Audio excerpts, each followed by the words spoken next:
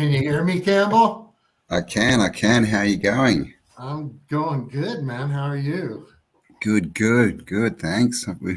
Sorry about the mix-up, but we made it. Yeah, we made it. Yeah, a little late for me, but I'm holding in there. got my got my coffee in hand. Yeah. Yeah, so man, thanks for taking some time. So you were out on the farm a little bit, huh? Yeah, I was just walking around. I'm living on 150 acres, so I was just checking out where I'm going to put my house. Basically, I've got a yurt, but I've got to build some platforms and things to put it all on. So yeah, just Awesome. it's Wow, I good. didn't Yeah, realize yeah. it was so big, man. 150 acres. I'm just on 1 acre. Oh, wow. Okay. Yeah, no, there's quite a bit of land here, so it's good. I mean, lots lots of work to do, right? But yeah, no, there's lots of space too, so it's good. That's awesome. Yeah. So how's the transition been in the move? Pretty good, pretty good. Yeah. Definitely good to be out of the suburbs. Yeah. No fences out here, which is nice, and so yeah, I've already met. Yeah, the elders, the original elders. I've had a few meetings with them, and met all the old hippies and stuff that are around, the original ones. So I've it's been good. Yeah, met all these cool people, and yeah. So now just getting settled in and thinking of what to do. We're starting some markets up, so getting right into the whole self-sufficiency thing. That's awesome. Yeah, I was Mm. looking at doing tapia ponds. Oh, I Um, don't know about what's that? What's that? yeah, so in permaculture, they farm fish, right, and then use the Yeah, water from the fish poo, right? So I was looking into there's this place where you can get tapia fingerlings, and then they grow to adult size in like 7 months, yeah, and right. you can harvest them. Yeah, So I was right. thinking, man, it'd be cool to have that recirculating, have the water going into the gardens and then pumping back up and recirculating back and then and feed, back to the fish. But I don't know. I don't know if I'll get to it. It's a big endeavor to, you know, put in those. I don't have a backhoe or anything, so it's Yeah. all man shoveling. Uh, yeah, it seems like something that'd be a really cool model because you've got the fish to harvest, Yeah, and yeah, tapia. yeah. I love making like tacos out of tapia. So Yeah, no, that's what we need. It's all these, new systems, don't we? That'll give us, that are multi-beneficial, I guess, that have serve more than one purpose, and yeah, integrate into a ultimately into a big system. Like that's. I mean, you can imagine if we had 150 acres and it was all one big system of different parts that are all interacting. I mean, that's kind of the goal, I guess. yeah. Well, and that kind of gets me to the topic tonight. Symbiosis. I'll just read from the Oxford English Dictionary. Um, Symbiosis is an interaction between two different organisms living in close physical association, typically to the advantage of both. Yes, Right. the opposite And of a I, parasite. yeah, and I saw something that you dropped in today regarding resonance. Put a video up that was like a short piece on what you were talking about with regarding, the resonant frequencies and the cathedrals. And so you want to talk about that a little bit? Yeah. I mean, the whole old world, Tartaria, whatever you want to call it, this kind of recent advanced civilization that there's a lot of research on, seems to have all been based on frequency, and a lot of that was sound. And so we have all these cathedrals everywhere, and they, of course, had, well, some of them still have, but they all used to have the big organs, the big pipe organs, which, of course, are frequency. They had choirs, the human voice, which is frequency. They had bells, which is frequency. They also have like cymatic shapes. So cymatic is like a geometric shape of a tone of music, of a frequency. So they have windows in them that match these climatic tones. They have bits in the floor, the mosaic. So all these buildings, they all seem to be built around frequency and, sort of good resonant frequency. And, what we think is that they were basically pumping out, these frequencies and into the populace and, bringing harmony, right? Because they're harmonics. That's where we get harmony from harmonics. So that's literally what it was based on. I mean, all this stuff is in our language, but we've kind of been duped a bit into sort of what it actually means. But when you think about it, like most of the stuff is there in the language. They tell us, pretty much what's going on, I think. Yeah. Well, before we dive too deep, I did want to ask you, you said you started creating content about 4 years ago. Like, what first got you into wanting to create content? And were you already hip to like alternate history and some of that before? Yeah. I've been into ancient history ever since I can remember, and got into Graham Hancock in the sort of early 90s when he first started putting out books, and was following his work. And then it was probably about 8 years ago or so. So, 2014 or 13, there was a channel called New Earth. It's still up, New Earth channel. And they had a series called When the Survivors Wake Up.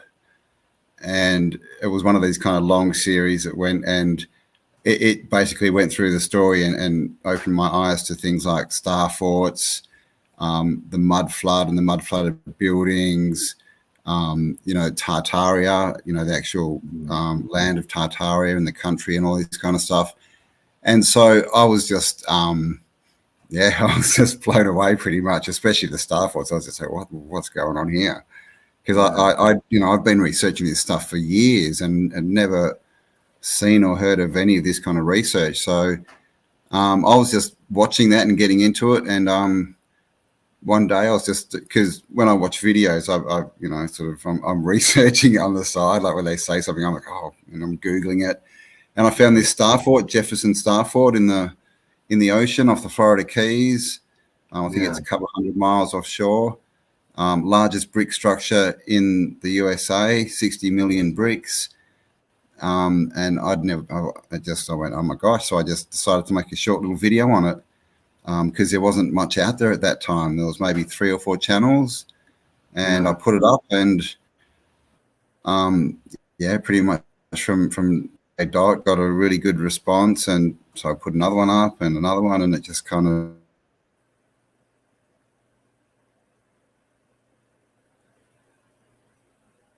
Yeah, I think you froze there, bro. oh, am I back? Did you get all that? Yeah, no, I didn't get any of it. Yeah, so I got some of it, and just right up to when you were kind of after the fort down in the Keys. Yeah. So I found that, and then I made a video about it, basically, because there wasn't much around, and it was really just, wow, I found it really interesting. So I thought other people might, and that was really the only reason I did it, and put it up. And it just, I can't remember the numbers, but it did pretty well. It was like 1,000 views within a week or something from a standing start of the channel, and then kept going. So I heaps of really good feedback. So I made a couple more, and then I actually lost.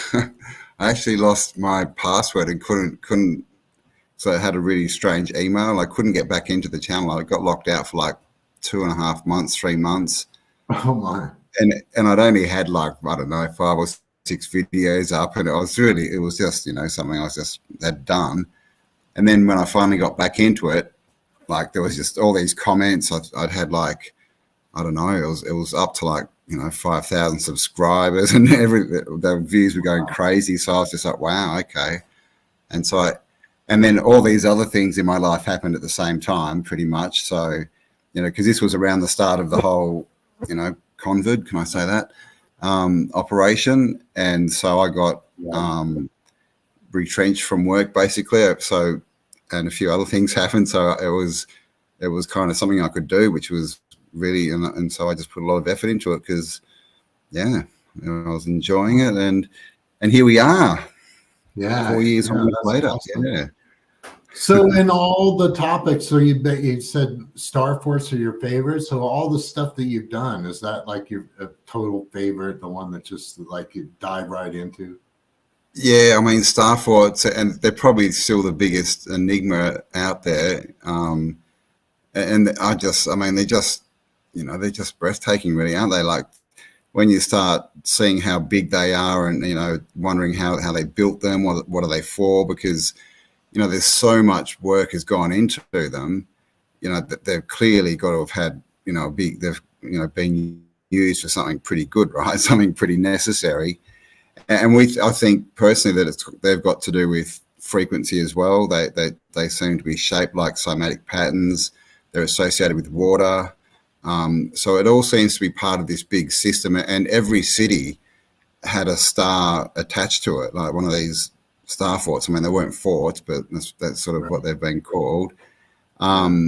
Every city had one attached to it, and they were all walled cities. So, it's just when you start seeing these old maps, with these big stars and these amazing cities, it's completely different to what we've been taught about the past.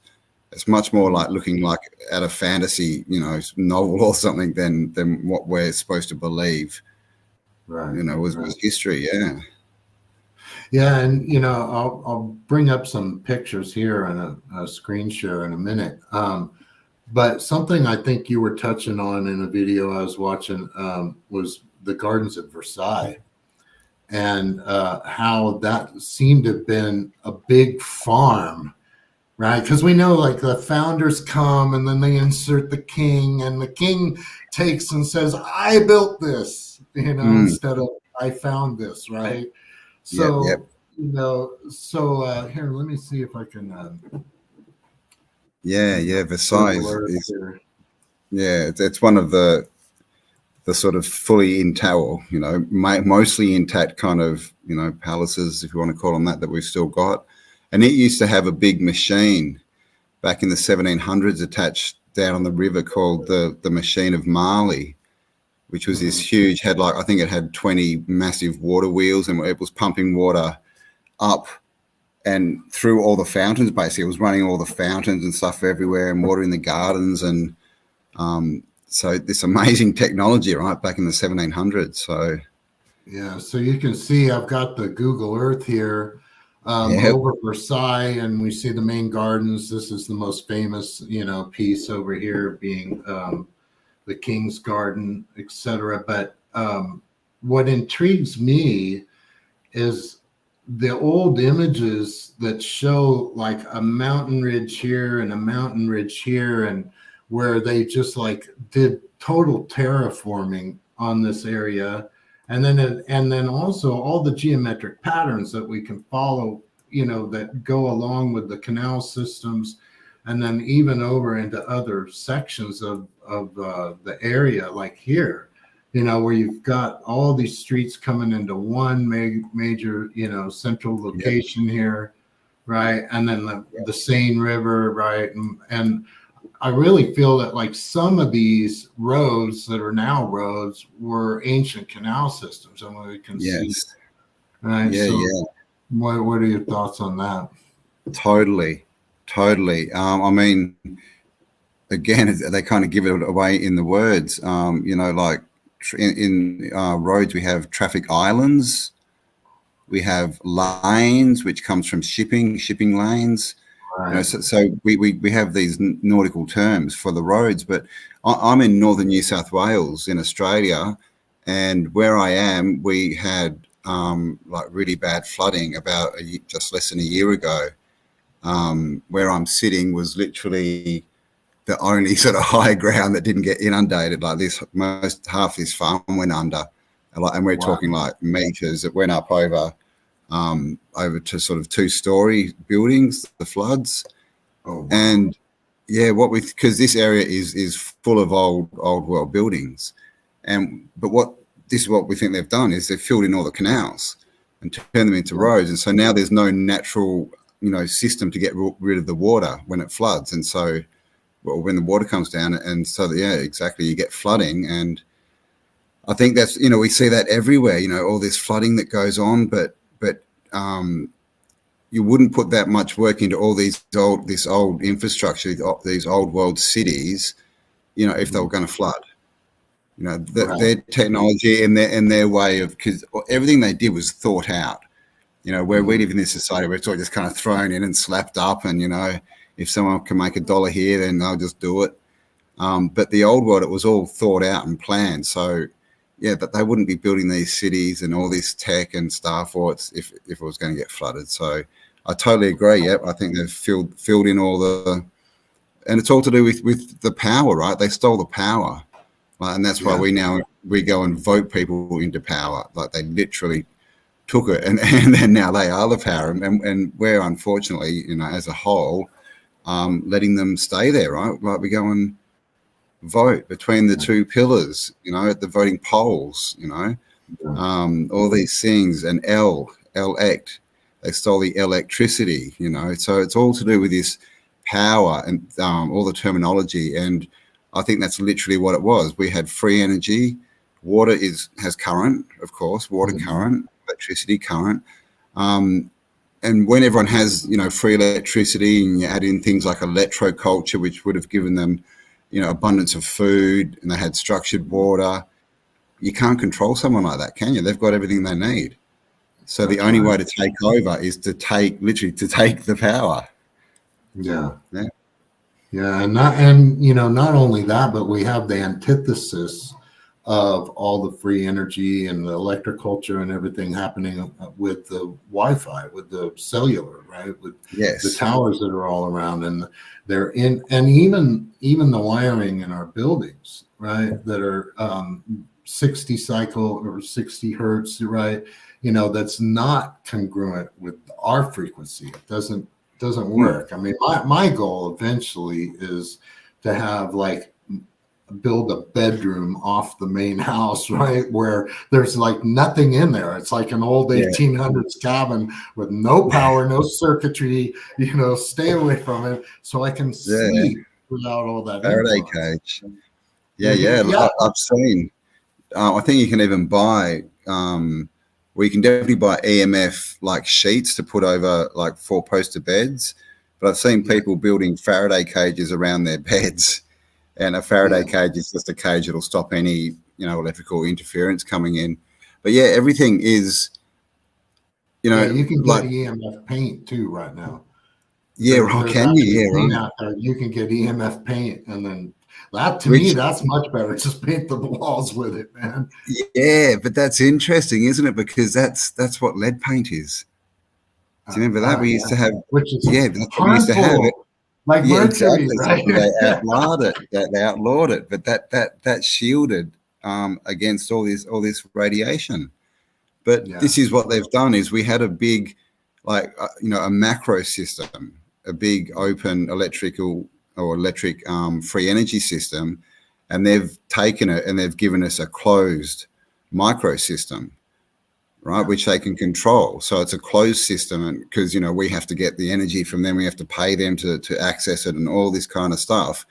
And when we used to have free energy that was sent at the right, and cathedrals, right, literally built to pump out vibrations that kept us well and in harmony. And now they pump out stuff that does the exact opposite, right? That's right. So it's literally it's all an inversion. Everything that was good from the old world has been inverted and turned against us. Mm-hmm. True. I think I've commented on a video one time when you were live, and I said, I think that it's your coffee chat. I think that Tesla was kind of just back engineering found tech. Yes. Right. Yeah. I put out a video last week called Inventions from the Inventory, and again we have these words, invention and inventory. So did they get the inventions from the inventory? Because that's what it looks like. It looks like they took all this, or they found all the tech. It was all in the buildings and the palaces that they took over, and they kept it for themselves basically, and back engineered it. And when they could get it to something that they could charge us for, and there's another electrical term, right? Charge us for, then they release it right back, and so it's now it's harmful to us basically, and it's used as a weapon. So this is what it looks like has gone on, because we know with all that there has been, so many good inventions, free energy, right? Water cars, all this stuff, that's all real. And you're looking at the people who are behind it, and they have a tendency to disappear, or to be unalive. Well, like Stan Meyer, right? That guy actually designed the Myers Toad and the Myers Manx. These were off-road dune buggies that were like in the late 1960s that they were using down in Baja. My father was actually an official at the first Baja race in 1967. And so I went to my first Baja race at 7 years old. But anyway, these guys were innovators, and and I mean, I've read, who knows if it's true, that the first Model A ran on water, right? And then Rockefeller made Ford switch it over to burn his fuel. And there we go. And here we are after all these years. They definitely had electric cars, 100%, in the late 1800s, like that were more efficient than the Teslas that they offer us today. They had, charging stations like for these cars, like big charging stations around, all this kind of stuff. And then, of course, it was a Rockefeller, that family. They were into oil, of course, so they wanted everything to burn oil. Because another thing is all the cities, all the old world cities had tram systems. And now, now it's like they've left them in a few cities, and it's like like this sort of thing that people go and see. But they were in all the cities, and Rockefeller ripped them all out so he could replace them with buses that burnt petrol and oil. So literally, again, it's just another example that all this tech that was free and for us, built to sort of that everyone could enjoy, is being taken and turned against us. Yeah, and and it seems like anyone from that period, like 1850 to like 1900, the turn of the century, if they had strong memories of what had happened before or what the world was like before, they got thrown into those huge insane asylums, right? Where it was like, I mean, they could, the number of symptoms were just crazy, laziness, things like that they would just toss them in there for.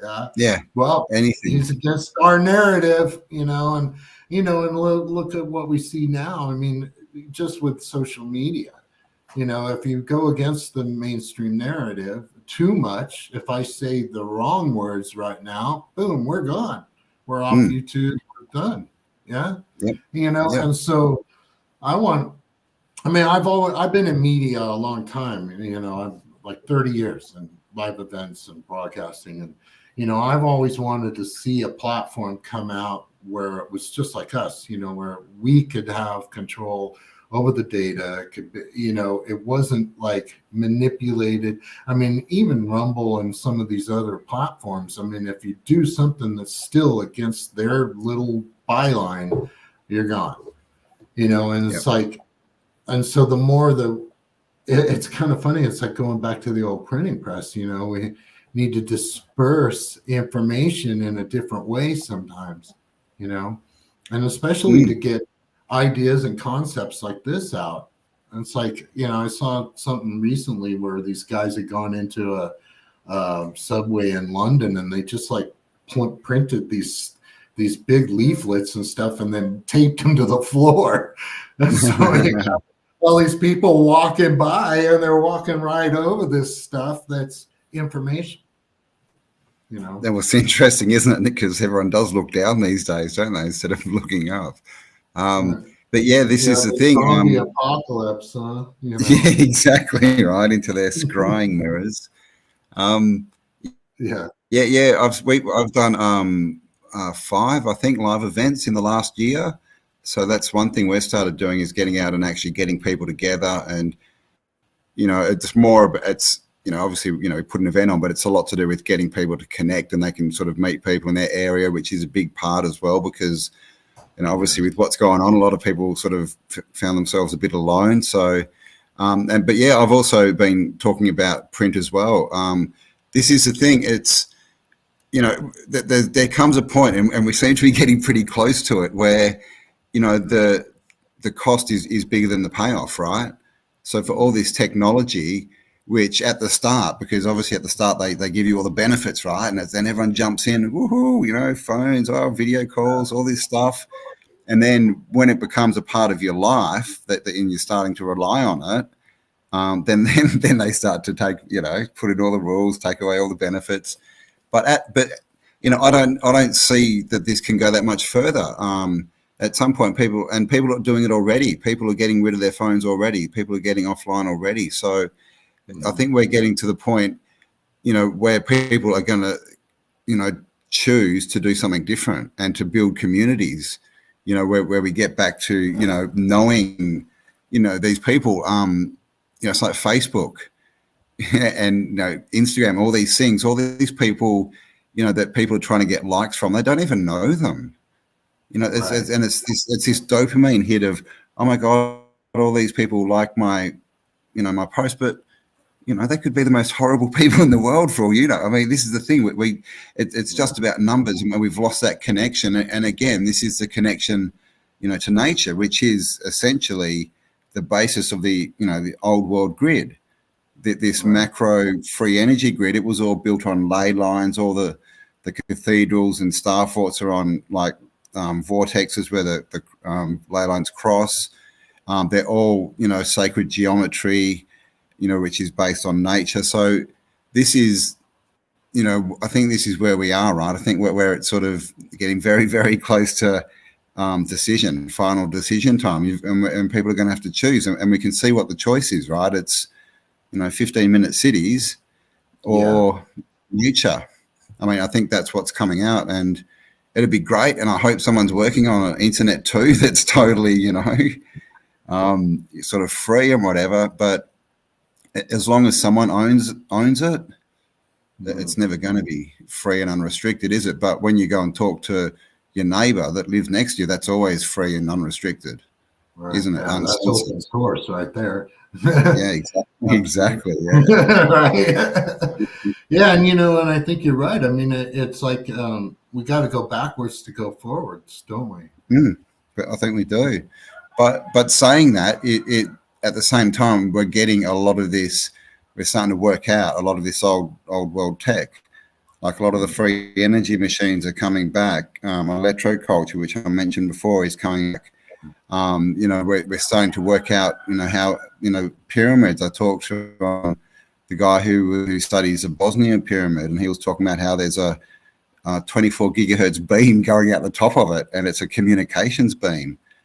So there may have been a communications network set up already, and all we've got to do is sort of rediscover it, right, and remember it, and start using that again. And this is all like you mentioned, the frequency. This is all frequencies that are conducive to us. It's not the 5G stuff or the 440 hertz. It's all back to natural, it's stuff that it will enhance our experience. So, well, and so I mean, bottom line, we're electrical beings, right? We live in an etheric environment, right, which is water. Basically, we live in water, which conducts electricity. The earth has a heartbeat, and that Schumann resonance is equal to our heartbeat. I can't deny like the electromagnetism of our brain. We're constantly firing. We're constantly making electricity. Let's look at the comments here for a second. Somebody's just spamming the comments, so I'll have to go back and delete all that. Totally disgusting. Yeah, all right. Well, whatever. That's fine. We're here for the conversation. That's horrible. Anyway, we'll deal with the OtterCat piece. But so I think the counter revolution now, I really think, is for us to build these micro environments in our own region, like you're saying. Know your neighbor and know their neighbor, and and go from there. But also what we're doing by using Organite, right? By using by using the electroculture, by putting up the antennas. I mean, I'm doing that. I've seen an amazing difference, like in the plants growth, and how long it takes for them to germinate and Yep. sprout. It's like just reduced. And I've got like these sunflowers that are just going crazy right now, and all because I put those antennas up. And so something my wife and I do, we'll play like we'll play 528 hertz music, or we'll play 432 hertz music, or 10 hertz music to change the atmosphere around us as much as we can, right? And then and then, like I said, using that permaculture, putting out organite, putting out those things, it's gonna affect the environment of our neighbor and the neighbors around them, because we're really kind of doing the antithesis, and we're now changing the frequencies around for the better, and we're putting negative ions into the air that are good for us and make us feel better. And and then when we do go out barefoot on the ground, we're like, wow, that feels so good. Right? Yeah, I agree. I think we've got all the answers already. We just need to get out there and put them in action, because a lot of people are worried about, all this, all the poison and, the stuff they're spraying in the sky, and, oh my God, we're all so sick and all this. But, like you said, everything's frequency, right? It's not solid. And you can change frequency. You can mutate it. The work of Dr. Emoto shows us that, like literally writing the word, love, and sticking it to a glass for a few days will change the structure of it. So we have all the answers with things like, the electroculture and the organite. I've got what I've got here. I just got given this. Oh, you can see that. Yeah, that's beautiful. All this kind of stuff. I'm covered in copper and tensor coils. Yeah. But we have all the answers, so we've just got to start doing it. And the best thing is, electroculture, it's just a bit of copper and wood.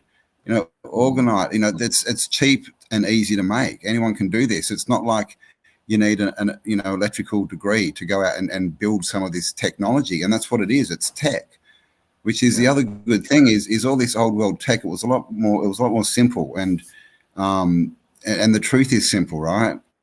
The truth is simple. If someone needs to write a 3 blackboard equation to tell you something's real, they're lying to you clearly. Right.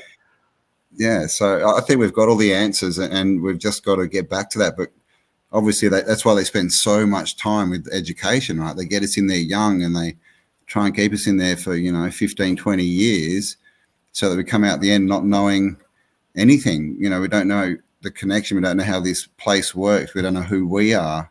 And so we then start basically working on what the information they've given us, which means we just create the world they want, which is us having to pay for everything, right? Being slaves to the system. But that's why I think, doing even, like somebody that lives in an apartment, they can do this. They can build something out on their balcony, right? They can grow at least some tomatoes, grow something, that's giving them sustenance that's not coming from the major market, and that's where I'm at right now. Is I've been planting like crazy, all kinds of varieties of heirloom seeds and stuff, because I want to not be dependent on the market this summer. I've got like 4 kinds of lettuce and spinach and all this stuff. And then the other thing is, when we have the chemicals that are being injected into the meats now, we can't really trust the meat or the milk or, any of that anymore. And so we really have to counter it ourselves with our own production, right?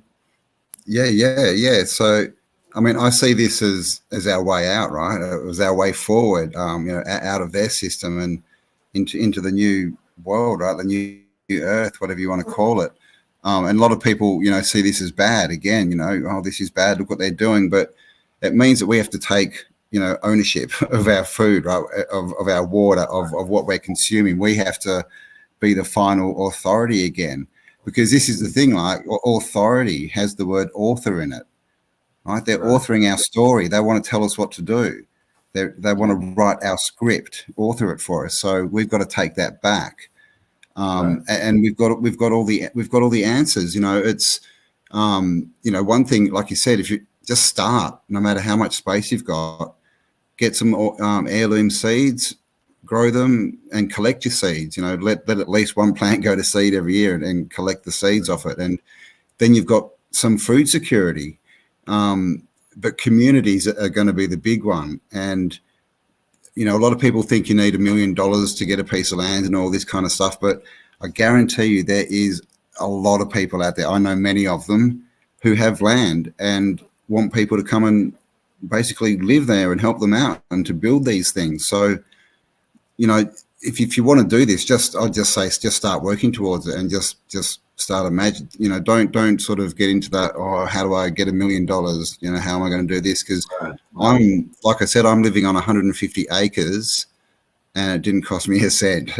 I got asked here by Kelly, who's my podcast buddy, and she just contacted me out of the blue 18 months or 2 years ago. So, but I always had the vision I was going to end up on land like this, basically. And so this is the thing, we can create what we want, but they've got us thinking, no, you need money, you need to do this, you need to get a job, you need to blah, blah, blah, blah, go through our systems, right? Get a mortgage, which is a death pledge, all this kind of stuff. But we don't. We can just form communities. People have land out there. We can get on them.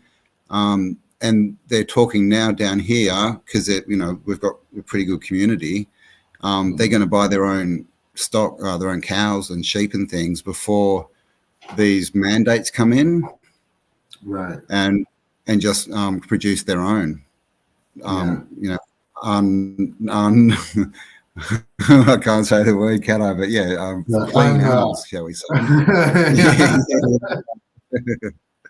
So we've got all the answers, and this just forces us to do it. Like if you're sitting on the fence, like this is sort of the kick, right? Okay, we have to do it, or else what's your option, right? Yeah, that's true. Yeah, and like you said, it's going to take community. It's going to take people coming together and saying, "Hey, man, get out of the city, come out here." And I'm kind of a recluse, I guess is a good way of saying it. I got really burned out on the world fast, touring with rock bands. I saw the best and the worst of humanity, right? So it's like I'm we're looking for other climbs, and we may, as crazy it might sound, we may end up back in California, Northern California, or Southern Oregon, just because I know the politics don't agree with me at all. Right. But sometimes the safest place is on the front lines. Yeah, it's probably cheap land out there too. Like because everybody's leaving. Lots of land. There's there's still one Republican holdout county there up by Shasta. Right. The Shasta County is like the last Republican Shasta. stronghold. Interesting. Yeah. Right, where the vortex is. All the hippies are right on the other side in Ashland, and it's kind of crazy. But I think that eventually barter's going to start making a huge comeback because of the scarcity. I see it.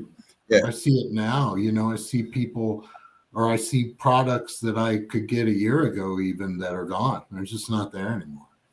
And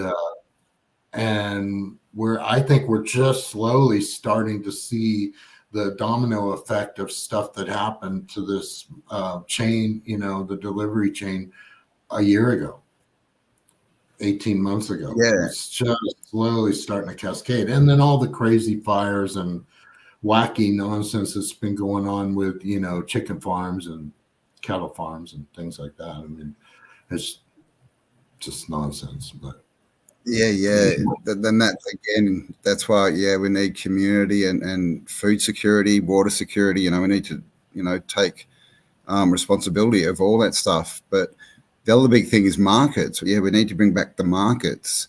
you know, that are just you know, by producers out there with their stuff. And, you know, from there, it's a very, if you've already got everyone set up, then people can go and just, you know, someone's got tomatoes and, you know, they swap them for everything else they need. But that gives us a trading place, you know, which is what we need. You know, otherwise, you know, we're going to end up with everyone with these, you know, crops that they can't, you know, use. So a big thing is markets. I would say definitely markets, and like we call them op shops, like secondhand shops. You know, where you have all just stuff that can be used. Because I mean, in this throwaway society, like, and it's happened so much in the last 10 or so years, all the good stuff's getting thrown out. You know, people are throwing out like hardwood furniture and replacing it with IKEA. And I'm just like, what are you people, you know, so there's all these resources everywhere, which is another thing that, you know, just needs to be stocked up and, you know, sort of put somewhere where we can use them. And because that's the thing, we've got everything we need. I keep, you know, I really believe that. And we just need to, you know, get this show on the road a bit more, get out there, build the communities, trust ourselves that we can do this, that, you know, it might be scary, you know, making a move or deciding to, you know, live a bit differently, but really what's the option at this point? I mean, what's the alternative? A 15-minute city where you have to scan everywhere. So, I mean, that's literally going to be the option. So, you know, I'd just say, you know, get some friends, you know, get together, find a community and get out there and start doing it. Whatever you can do, you know, even if it's just an apartment balcony, put some plants in, build a little, you know, copper antenna and just start. Right. Yeah. Even your indoor plants, you can put up a antenna, you know. Speaking of, you know, I mean, we've done it on a couple of our like creeping Charlies, and went crazy. But speaking of community, so let me go here real quick. So I started a community website called The Founder's Life, and I'm kind of just like poking fun back. It's like, you know, we're the founders of our modern age that are finding what really happened, that the founders destroyed, right? When they found the cities dead, we found it, you know? And so I think, and so that's a play on words, but here, I'll bring it up here. Anyway, you know, I think community, as you said, is the key. And I think we also just need to go congregate somewhere. So this is the founders.life. It's the website. I started a bunch of playlists here. So you can see I've got like permaculture, lost history, a bunch of stuff from you guys there, Tartaria, Star Force, water, free energy, electroculture. And so I'm just kind of getting this thing going, but I've got a forum. Basically, you know, like you could join, you could make your own page, you could upload your content there, you could share, you know, create groups, create topics in the forum.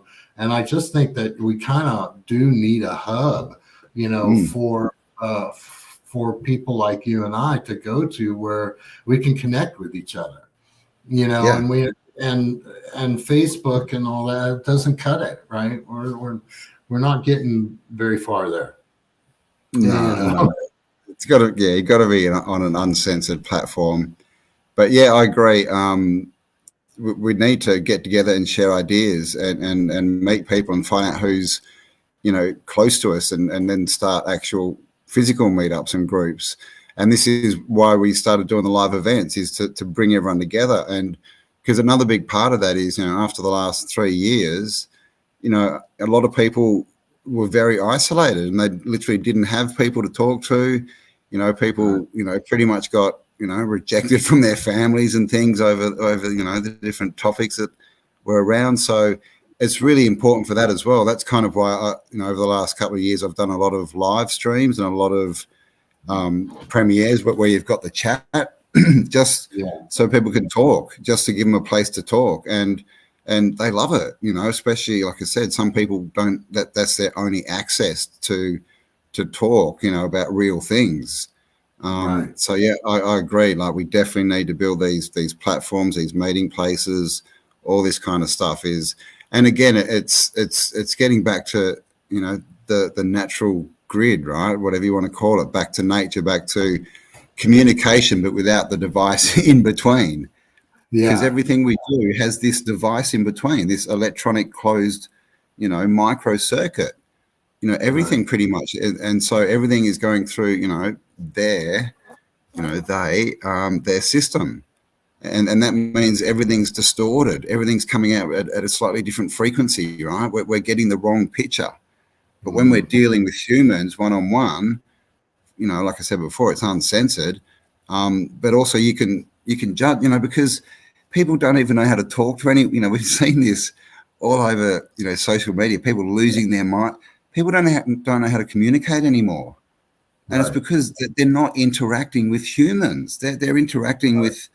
with what they think are humans, but they're just an avatar on their phone. Someone's persona, right? It's not an actual person. Yeah. So A so being. I think Yeah.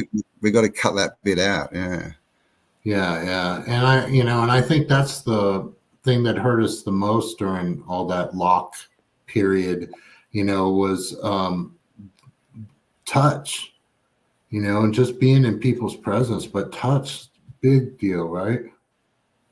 You I know? mean, I shudder to think what's going to come out in the next few years. I mean, I'm lucky. My children, my youngest was in, 2 years away from finishing school when this all happened. So, he was older, but the little kids, they're all babies. Mhm. That for a couple of years didn't see mouths move, couldn't see expressions, right? So Yeah. they didn't learn that, and that's critical to knowing how to interact with people. Right. That they didn't, so they're going to have speech problems because they can't see, the mouth as it forms the word, all these different things. And then, of course, like you said, that the separation. I mean, all those pictures, of bloody parents taking their kids and like, the grandparents are on the other side of a piece of plastic or something. I mean, that's Right. just trauma. That's just, it's trauma, right? And that's one of their biggest tools is creating trauma, and of Yeah. course it's fear-based trauma, so that we've always got to be scared of something, but the Mhm. truth is, probably everyone here at some point was afraid of the boogeyman. But as Right. adults, we understand that the boogeyman doesn't exist as they told us. There's probably boogeymen, but you can spot them and they don't hide under your bed, right? Right. And that was just all fear. I used to be scared Mhm. of the dark, and there was nothing there. It was just fear that had been put into my head through television and stuff. Yeah. And so that's what Yeah. we got to Absolutely. understand: is it's all yeah, all control. So, so we see this period, right? We see this kind of different periods, 1850s to 1900, 1900 to 1940s. I think pretty much all of the world wars, right, were to destroy the old tech.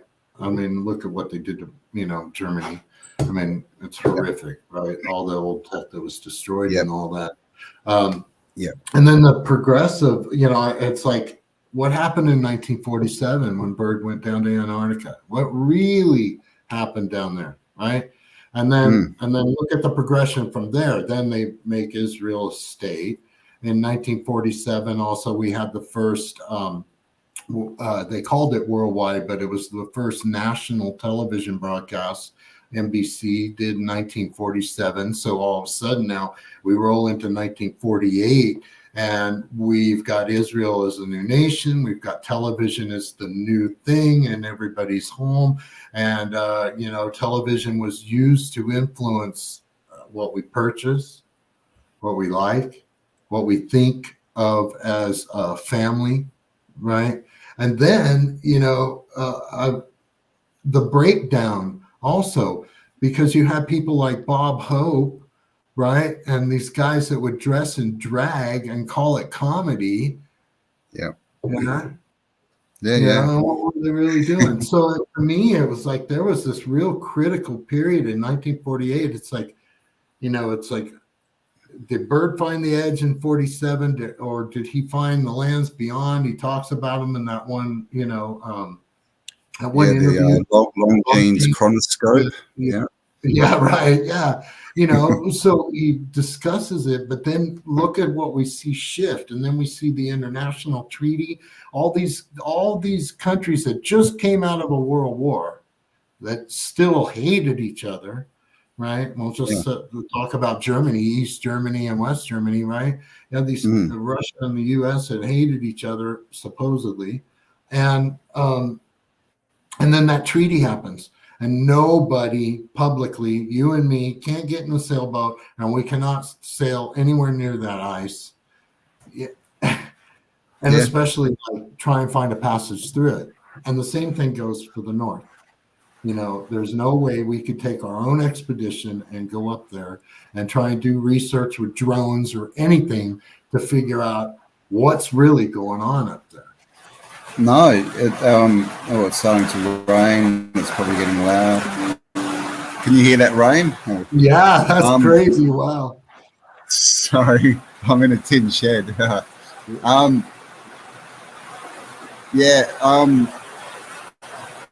Oh, can you hear me? Maybe Yeah, I'll have I to can still move. hear you over the rain. Yeah. You can still hear me? All right. Yeah, there's so much went on around that time, like you said. After that, obviously, we had, Project Fishbowl, Project High Jump. We had around that time, the project, what was it, where they brought Werner von Braun across. I've forgotten the name at the moment.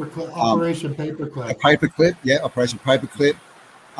Again, right, weird, all out of Germany, going to USA. So, there's all these deals being made. But what are they hiding? Why can't we go there and find out what's at the north and south? Oh, it's very loud. Wow, that's crazy. Can you hear? And I should put I don't have any headphones. Right, sorry to everyone listening. I didn't realize it was going to start raining here. Yeah, no worries. Can you hear me okay, or is it too loud? Yeah. It's very loud here. No, I can hear you. It's good. Yeah. Yeah, so Admiral Byrd talked about extra land being at both poles, basically.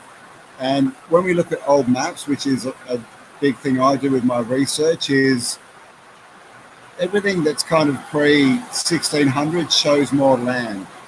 Shows land at the north, which is called Hyperborea, 4 continents, and land at the south, which is, in a lot of the maps, there's no ice in Antarctica.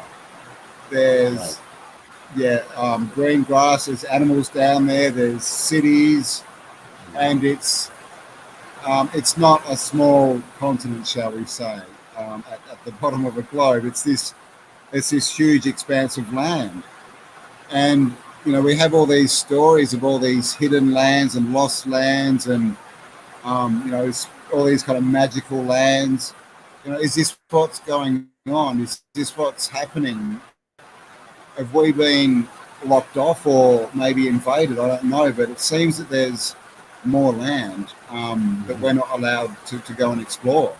Because literally, if you get a boat and go south from Australia, Tasmania, the Navy will come and meet you and they'll tell you to turn around. And if you don't, they will shoot you. They'll blow your boat up. Yeah. Same in the north. And so we've got to ask ourselves, why is that? Why was the UN formed? Why is their map flat? Why is it surrounded by a laurel leaf, which is the Roman Empire? Yeah. Why is it associated with all these other clubs, right? With all these clubs of Rome and all this. So when you look into it, it looks like there's 2 groups of people down here, right? And you can take this back to bloodlines, to the Bible, the 12 tribes, to the archons and that kind of narrative. But what it looks like to me is there's a group of people who want to be gods of us. right? They want to be the gods. But to be a god, you need to make the creation. So they've had to, this is why they've taken everything and inverted it and altered it so that they own it. And we pay homage to them, right? And we give them the power and we pay them money, right? The one eye, we give it to them in homage, and we go and see them in concerts and on the stage and call them stars and all this kind of stuff. And this is pretty much what we're told, you know, the devil or the fallen angels and all these things. These are the traits of them. You know, the 7 deadly sins, an interesting one is the first of the 7 deadly sins is pride. Yeah. Have you heard much of that lately? Yeah. So all this stuff is in there. I just say they're not us. They're not, you know, we've in my opinion, we've been invaded, you know, by whatever. But yeah, we're in the middle of a takeover. That's what this point in time is. Yeah. But it's also, I think it's a time of the unveiling. All that's hidden will be revealed, right? All that's in the dark will be brought into the light. Now I'll be glad to delete all this stuff. But you know, so it's I think it's really imperative for us to communicate, to have open minds. I can hardly hear you. Oh, sorry, man. Yeah, maybe we should reschedule. Oh my Lord, listen to that. All right, I think I'm better in here. Okay. Sorry about that. I mean, so the farm I'm on, it didn't have a house; it just had a shed, and so the shed got turned into the house. Yeah. And so out in the main bit, it's on a tin roof, and it can get pretty loud. Yeah, no but doubt. We need water, so that's good. That's awesome. So sorry, what were you saying? I don't remember. What was I saying? Oh, extra land. Extra land. You know, we were just talking about the parasites and that we've been invaded, you know, and I think it's becoming more and more obvious. And what I was saying was that all the things hidden in the dark are coming into the light. You know, apocalypse really means failing, right? The unveiling, yeah. And so I'd say the devils are dancing. You know, that they're out on show, right? They're showing us who they are, you know, in everything, right? All this. And if you look into, you know, Baphomet and these types of figures, they are, I'll say the word transams, just so we don't get in trouble, but he's a transam. Right? Like, so there's all these connections. And I think that we, you know, you only have to watch like the music awards, right, to sort of see where this pop music and stuff is really going and targeted at our kids. So this really is, you know, like it's a dark, what we would call evil force. This is kind of the stuff we've been told about, and we're at the point now where most people just think that's fantasy. But you know, what's that saying? The greatest trick the devil ever pulled was making everyone believe he didn't exist. Right. Well, and like you say, it's so in our face right now, but people have become so you know, just pacifist against it. I mean, the reason all this is rising up is because I also feel too, though, that some of the reason that all this darkness is rising is because there's a great light rising at the same time, right? Which they themselves fear. And I think that's this great awakening of minds, like, you know, people like yourself and myself that are like, oh, wait, man, that doesn't make sense. You know, all that stuff has been destroyed, erased, manipulated. It's like, it's all BS. We're finding out more and more. It's just all BS, no matter what it is. It's all propaganda. You know, I mean, you go back to the old dime store novels, right? About Billy the Kid and the Wild West, the Western expansion. That was all dime store novel propaganda. Pure propaganda. Exactly. I was just going to use that example. Yeah. Like the Wild West is a complete scam. Right? What was complete scam. You know, they were killing Mormons. What was going on? Yeah. They were The killing Civil all the War. indigenous people that had been there for who knows how many centuries, that built these Yep. cities, or that were the remnants of survivors that came up from underground, that came back, that had their ancestors built those cities. We don't know how long they laid under, Mm, the mud, right? Before everything started mm. getting. I mean, the photos that really blow me away are ones like up there in Seattle, and then also Missouri, where in Seattle, especially, where you got the big hydro hoses that are just washing down all the Yeah. mud, those buildings. Yeah, Right? yeah. And you got the buildings just standing up on this big pile of mud and stuff. Yeah, that's crazy, isn't it? Right? Regrading it, they're calling it. Yeah. And then tell me how 2,000 people with very unskilled laborers with them migrated into Salt Lake and built that temple. Yeah, which has, I think, 7 floors at least underground Right. in Right. that temple. Yeah. That is not, that they're not included in the story of where they built it. There's also a photo that I've got, and it's got next to the temple this big like dome, kind of those hyperdome that things. Not sure how to describe it, but basically it's got airport painted across the top of it, so you can only see it from the sky. Yeah. And it looks like it was for airships, which is another technology that, they give us the Hindenburg and say, blow it up, show it, get it on camera, show the whole world.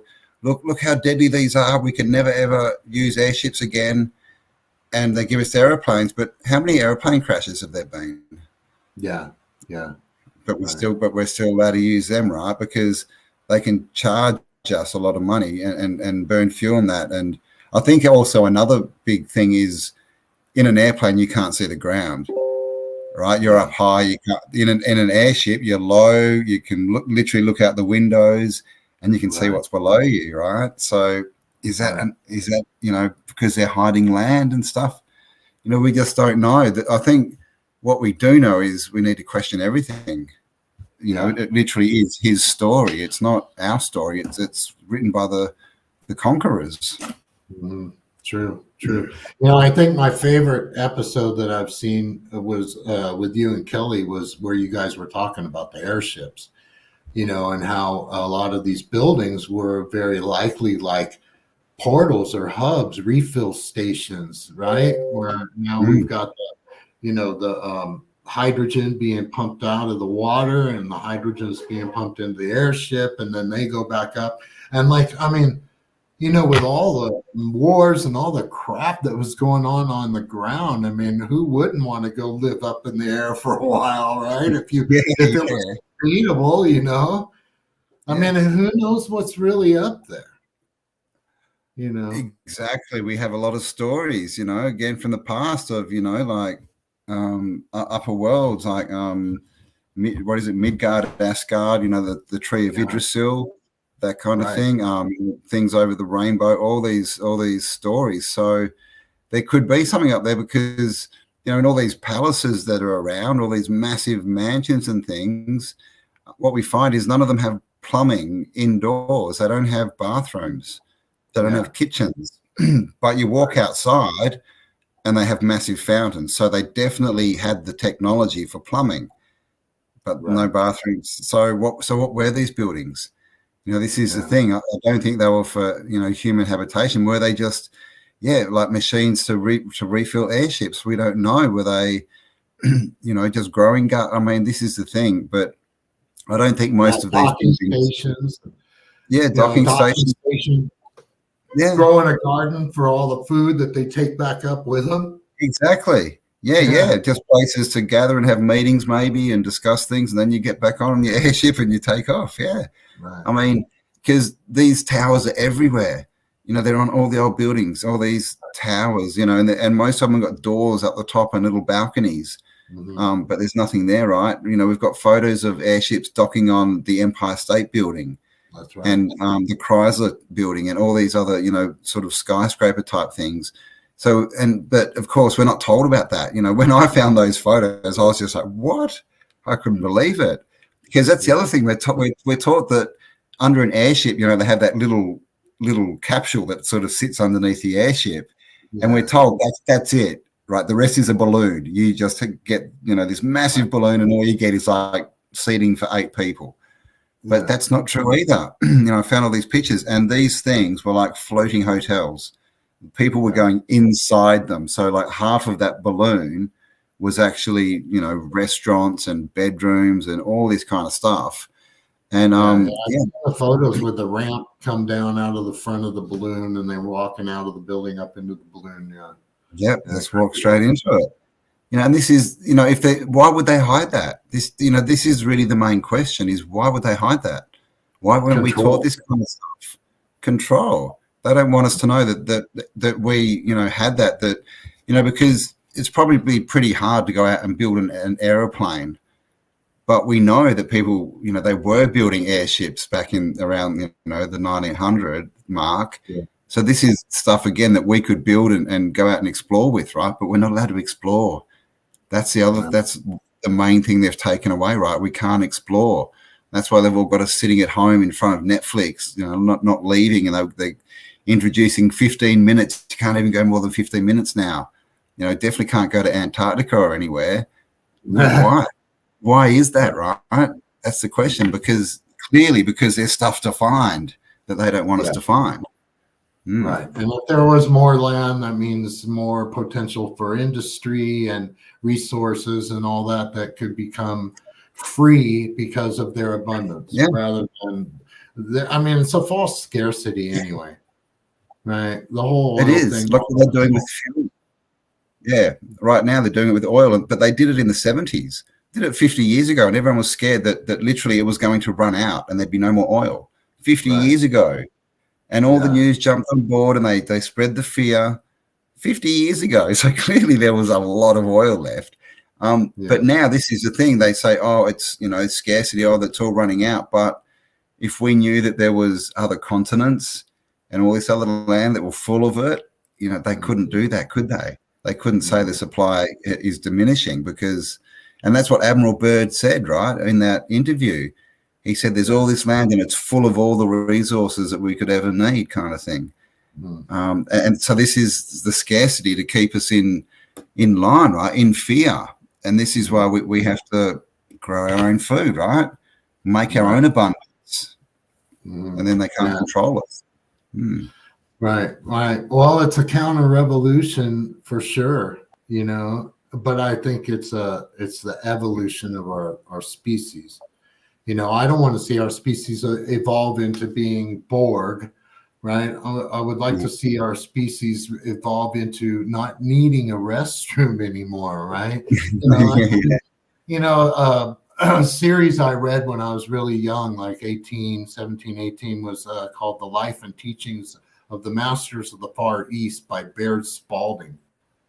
Oh, I think I had a couple of those books years ago.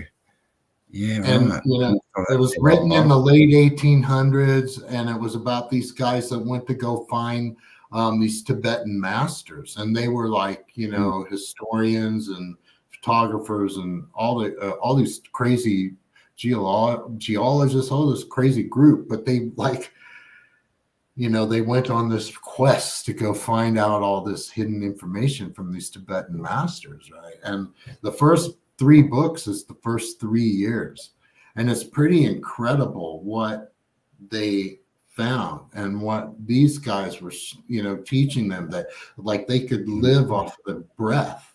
They were literally not drinking water, not eating, not doing it. They were breatharians, right, or whatever they call it, and that's all they did. Just breathe, and they were fine. And you know, so it's like. And as we talk about symbiosis, you know, one thing and frequency that we're talking about, there's also a symbiosis between the physical body and the spiritual body. And I don't think a lot of people really regard that enough anymore. It was cool in the 70s, you know, right? But a lot of people are like, oh, that's old hippie crap. Well, it's not, you know. And I think that's where we really need to get back to, is that spiritual symbiosis. And also because that spiritual mind frame, what it does is it then, you know, manifests itself through our electromagnetic frequency, our energy, what we're doing, our chi. Yeah. And so I just think that the more that we disconnect from the world, the more we disconnect from the narrative. It's hard for me. I work 5 days a week on a news TV program that goes out 7 days a week, right? And so I see this every day, and it's hard to disconnect from that when it's just kind of in your face every day, even though at least the people I work for have a, you know, they have a different perspective. They're not, you know, they're kind of like a spiritual version of Tucker Carlson, I guess is a good way to say it. But you know, I just think that disconnecting, going out, grounding, doing whatever we can to just kind of be the antithesis of what we're seeing, their thesis, you know, what they're putting out is their narrative. If we can live the exact opposite and go, no, you know, like you said, I don't need 1 million likes on Twitter. I don't need 1 million likes on my Instagram. I don't care if 10,000 people watch this video. You know, I don't care. It's about exchange of information, meeting you, discussing these topics, you know, maybe doing some of these. And then also, I think, you know, I think doing virtual events might be a good idea too, where we could hold these big virtual conferences. We have the technology here to do it, you know, and then rather than it just being, you know, 5 guys talking for 4 hours about whatever, but there's actually some points and there's symmetrical, you know, delegated time, delegated speaking, delegated things where we could have a really good interactive conference, I think, on these topics, you know? Yeah, I think, excuse me, I think definitely it's all about asking better questions, isn't it? You know, we've been taught that everything is about answers, and that when we get information, we have to judge it as right or wrong, good or bad, and all this kind of stuff. But to me, that's the wrong, right? That's their thesis. We need to do the opposite. You know, we don't, you know, things can just be. We don't need to charge everything as good or bad, because when we do that, we put that thought in charge of us, right?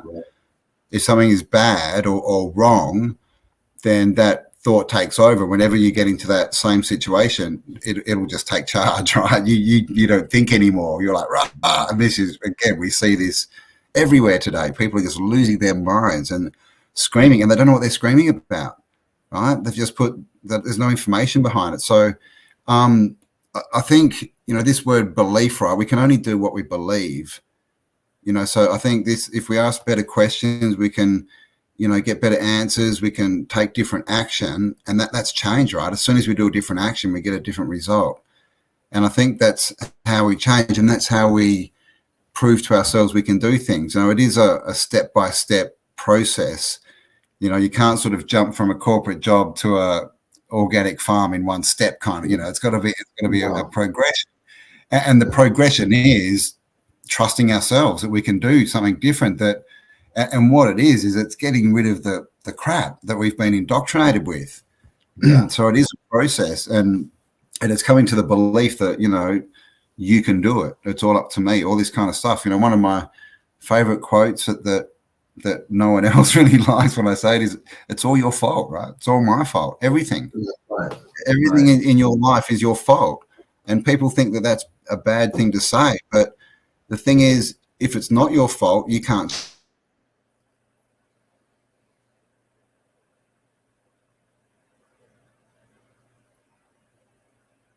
Oh, you froze on me again.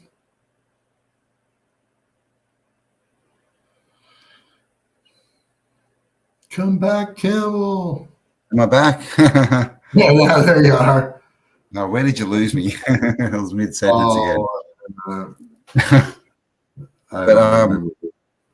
But yeah, so basically we've just got to take our power back, build up our belief, take a chance.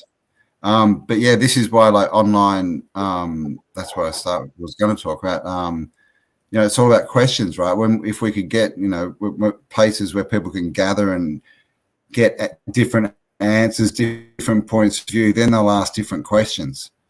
And again, you ask a different question, you get a different thought, you take a different action, and you get it.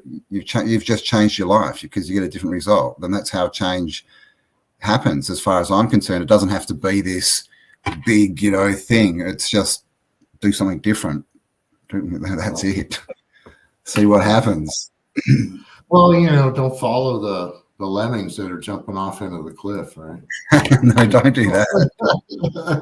Yeah, I'd rather be thought of as lunatic rather than follow the lunacy that we see in the world today. Right?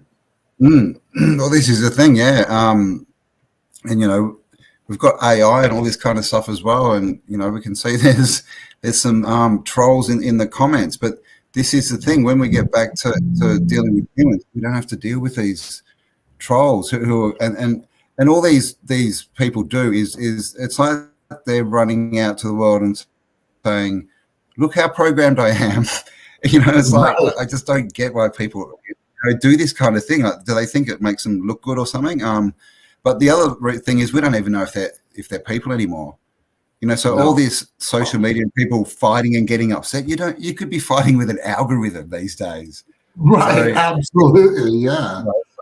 Don't get triggered. All this, that's another thing, is there's so much fighting, and all the fighting is, I'm right, you're wrong. That's it. Yeah.